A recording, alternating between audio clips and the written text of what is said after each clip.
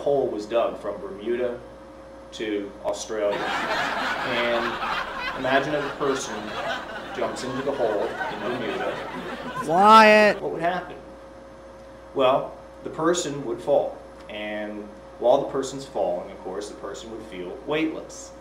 The person's speed would increase to a maximum value, which would occur at the center of the Earth. There, the net force on the person would be zero. The person would no longer be accelerating, traveling at a maximum speed, however. As soon as the person leaves the center of the Earth, as they're falling through the tunnel, their speed would start to decrease, because now there's a net force acting the opposite way on them.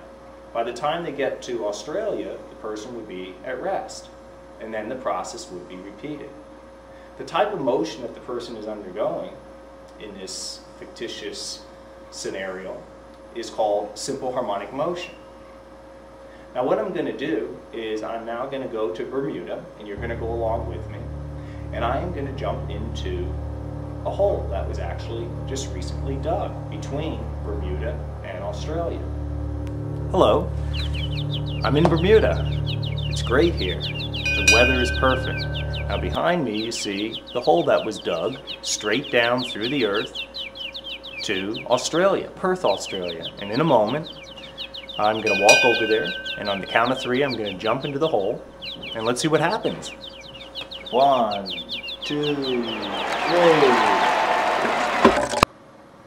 I'm falling, and I definitely feel weightless. I also sense that I'm going faster and faster. Now I sense that I'm going slower and slower and slower, but I still feel weightless.